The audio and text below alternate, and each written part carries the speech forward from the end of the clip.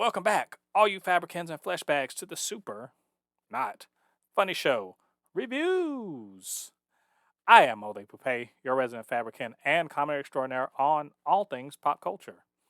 And today we're going to be talking about The Suicide Squad, come to you from DC Films, Warner Brothers, and directed by James Gunn. And of course, it is the soft reboot slash sequel to the 2016 Suicide Squad. So, was it good? Was it bad? And should you be watching?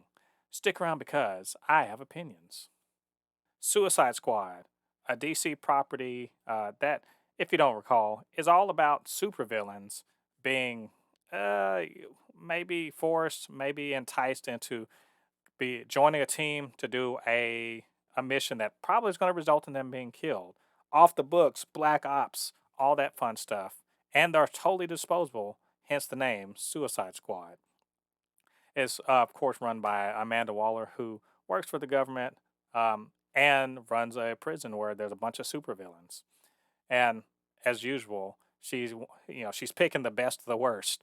And so she picks her team, induces them for whatever reason, and sends them off to a small Latin American island nation called San Maltese in order to shut down what she calls Project Starfish, which apparently has something to do with some kind of aliens. If you've seen the trailer, some kind of alien starfish.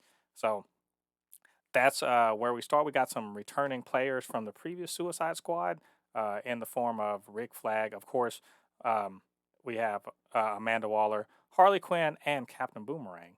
And they know the score, but these new guys, are they going to cut the mustard? Can they get in? Take out the bad guys, get rid of Project Starfish, maybe save the world? You find out throughout this movie. So, what did I think about the Suicide Squad? Well, I'll tell you what. I friggin' love this thing. it's it is it's an R-rated movie. It's extremely funny in my opinion. Very very violent, and violent in the way that a comic book movie probably should be, given the how much goes on and the sort of forces and things that go on. There's actual, gore and all that stuff that goes on within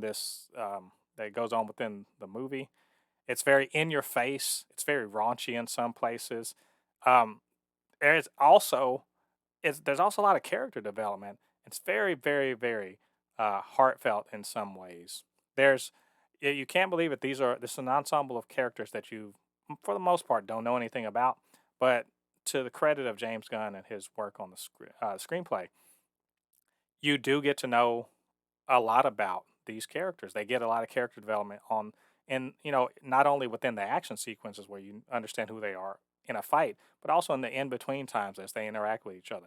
There is, there's fun interactions like, Idris Elba's Bloodsport and his rivalry with John Cena's Peacemaker. There's the depressed nature of the Polka Dot Man. There's the oddly upbeat Ratcatcher 2. And there's also Harley Quinn and her usual manic, crazy, but also super deadly self, all behind and the backdrop of this island nation where a coup has upset the political structure, and now this potential weapon slash threat to the world could be unleashed by unwittingly or wittingly by the new people in charge of the country. And of course, back home you have Amanda Waller, who is ruthless and takes no prisoners and is absolutely willing to do whatever. So, between all of that, these people who are, again, the best of the worst are, how do they set aside their selfishness and their self-serving needs or natures in order to get through to, maybe be heroes, maybe save the day. I think overall the main crew, everyone who works their way through this, it's this is you can essentially call this a like any other kind of like Dirty Dozen movie. It's all about attrition. Not everyone's going to make it to the end, and so one of the great things about that is that there are stakes that anyone can die. People do die. When they, some of the deaths don't mean anything. They just happen, and sometimes they mean all the things in the world. And it's important that just the fact that anyone can go is communicated.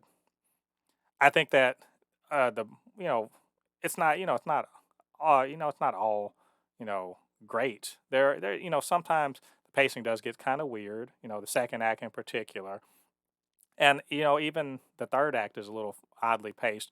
But I think that's mitigated by the fact that there's a lot of time jumping and whatever, and things are well explained.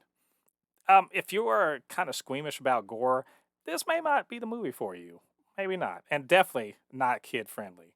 I would not recommend taking any kids to see that. Maybe some young teens or older, but you got to check and see how mature they really are.